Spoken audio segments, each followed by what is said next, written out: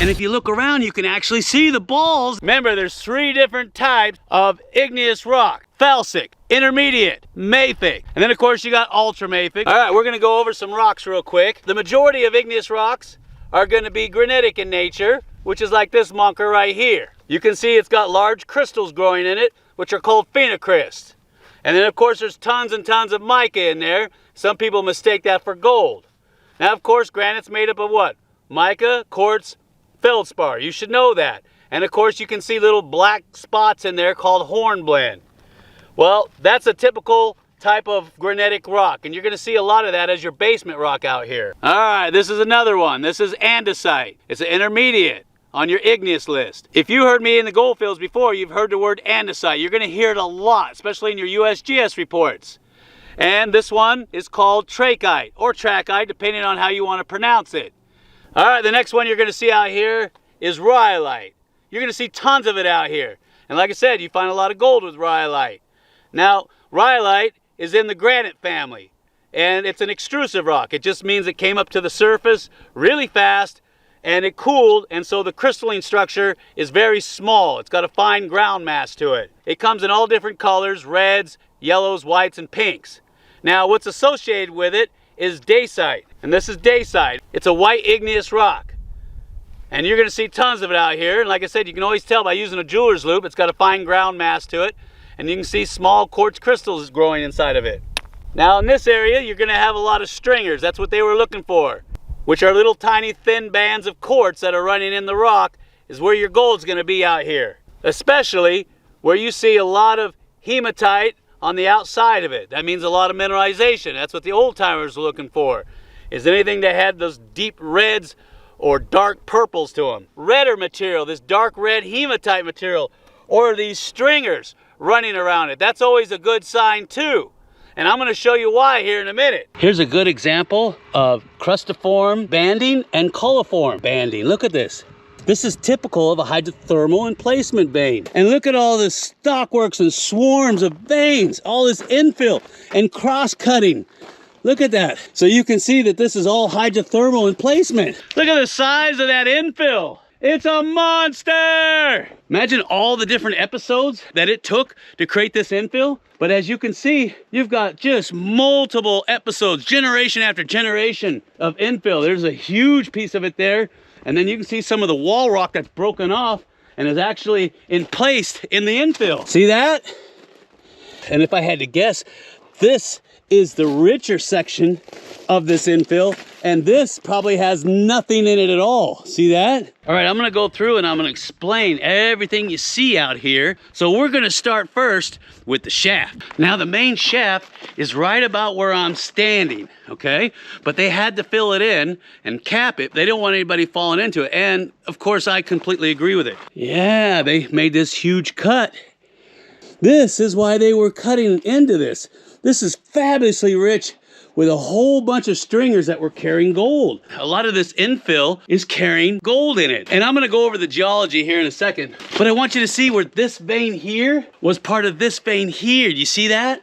And then you have a fault that runs this way. They call that fault jogging. It has basically jogged and shifted and split that vein in half. So a lot of times miners, they'll be chasing a vein and it disappears because the fault has split it and they have to do core drilling to find it. But I'm gonna get into the geology in a minute, but I want you to see where the shaft is. Now you can see where they bulldozed a lot of the material over to cover up the shaft. And over at the mill, they would run it through a series of jaw crushers and ball mills. And if you look around, you can actually see the balls that they were using to crush the ore up. And that's a great example of what the ore looks like. Look at that. Oh, you see all that hematite in there? Oh. After they would crush it, they would run it across tables and they would get all the heavier, chunkier gold out of the mix. And that's really important. Then the material that would come off of that would go into a series of troughs and over into this huge tank right there. It's called a thickener.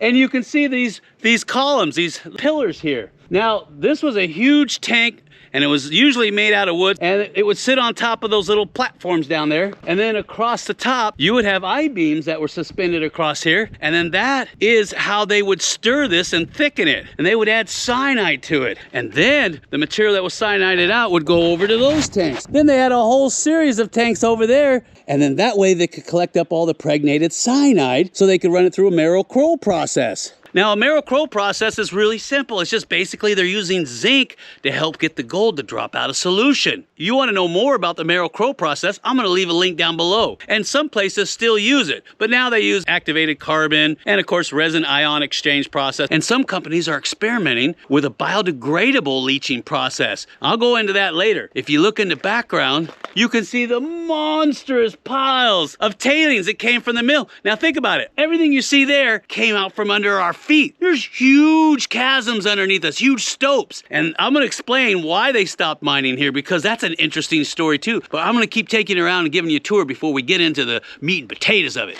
Now up here sat one of two ball mills. You can see the foundations of where the two ball mills sat, and here's a schematic of where they actually were. You can see the classifier that came off to the side there, and there's the foundations for the second ball mill. Now the first ball mill sat here below the ore bin, and you can see the drain tube right there for it to feed into.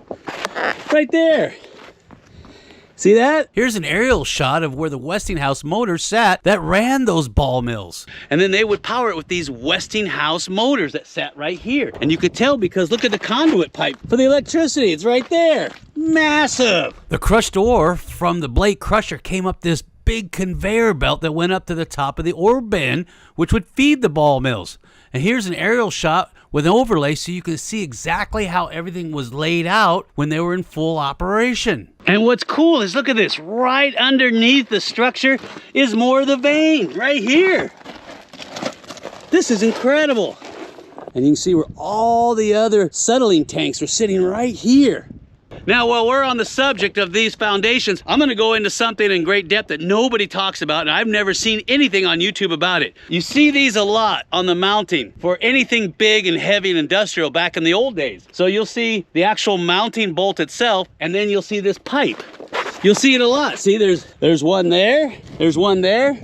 And the reason why it's built like this is because they had an idea of the footprint of the piece of equipment that they were going to put on this concrete foundation. So they knew about where these bolts should be sitting in the concrete, but they needed a little give and take. So when they put it on, if they're off by a little, they can wiggle and move it to get it into the holes on the base plates of this huge equipment. So they would put it inside of this pipe. This pipe goes down, and of course it's anchored below with a platform. That way they can move this bolt, this mounting bolt, back and forth to get everything set. Then once it's in place, they would put epoxy in there to seal the deal so it doesn't move around at all. So if you see those, that's what they're for. You know what that is? There's one there and there's one there. They had a stairwell running up right here. And here, looking from the other side, you can see exactly where the head frame sat, and down here is where the massive power plant sat. There's a guy right there for scale.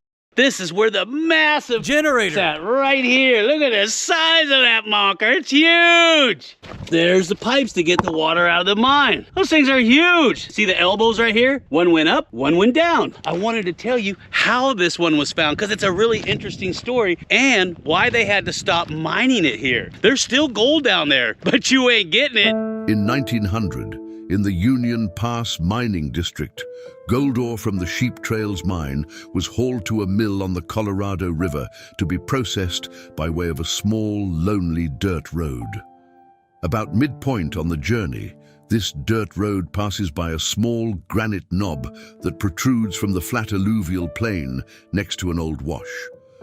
One day, a teamster by the name of S.C. Baggs, who was hauling ore to the mill from the Sheep Trails mine with his father Stanley Baggs and John Vanderburg, saw tiny veins of quartz in the small granite hill and stopped to investigate.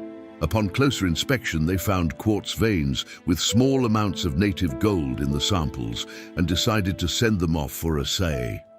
The samples were found to assay at $30 a ton, in free gold, and in September of 1900, the new mine was christened the Catherine, after the sister of S.C. Baggs and daughter of Stanley Baggs, who operated the mine for several years.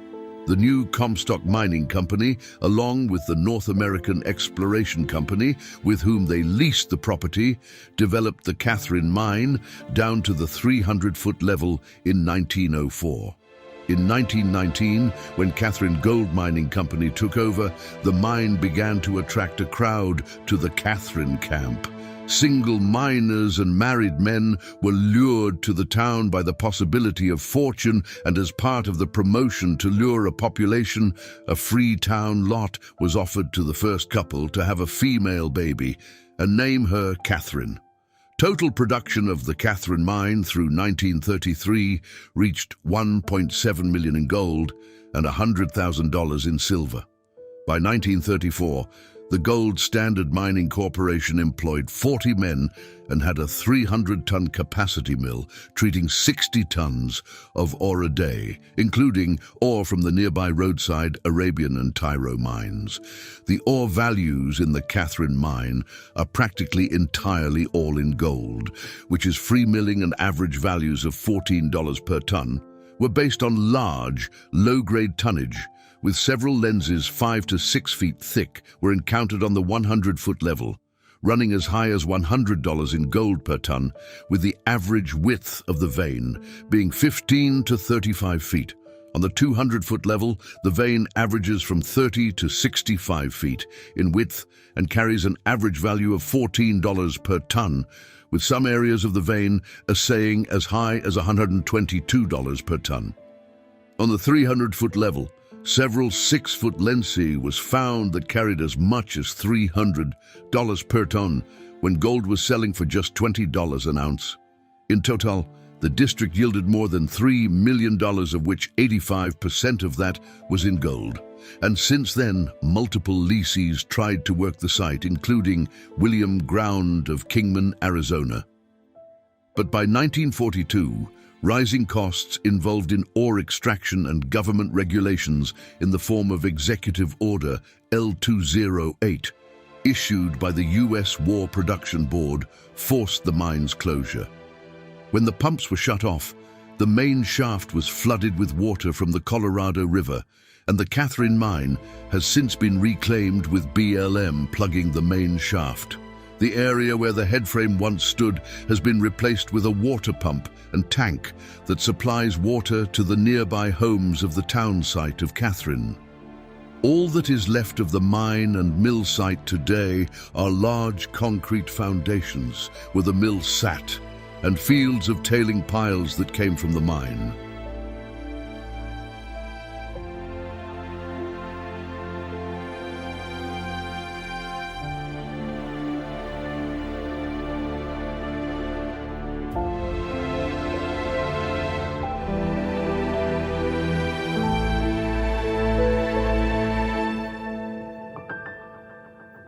Directly from the east, if you draw a straight line from the Catherine mine, you're gonna see this big pile of mine waste, or waste rock pile. And you can see that they had their powder shack in it. That's really clever. And I know you're thinking, Jeff, why the heck would they drop a shaft out here? There's nothing for miles. You're absolutely right. It doesn't look like there's anything for miles. On the surface, when you draw a straight line between the Catherine mine and these rhyolite domes and vents, see them? Then it starts to make sense, don't it? Because the vein never disappeared. It's under our feet right now. And the engineers knew that. And so they dropped a shaft right on top of it. And yep, they did find gold. Not a lot, but they did find gold. Now this is where I'm going with this geologically, so you can get out and find your own deposits. A lot of times if you just trace out the faults, you can actually find out where there might be a hidden deposit just mere inches under the surface. And you can find some of these other rhyolitic domes and vents that could have gold on it in the middle of nowhere using Google Earth. You getting the picture now? So that's why I'm telling you all this, is so that when you have downtime in the winter, you can actually start mapping these areas out using Google Earth along with geological maps, and you can actually start to trace out some of these deposits. You can find something that was missed. You get out there and prospect and get your own gold mine. And if we have time, we'll get out to those other rhyolitic domes. All right, we made it over here to one of the rhyolitic domes, which is that little monka right there. They're really easy to spot. And right here, look at this beautiful feeder dike. You see it? Right here. It's a no-brainer.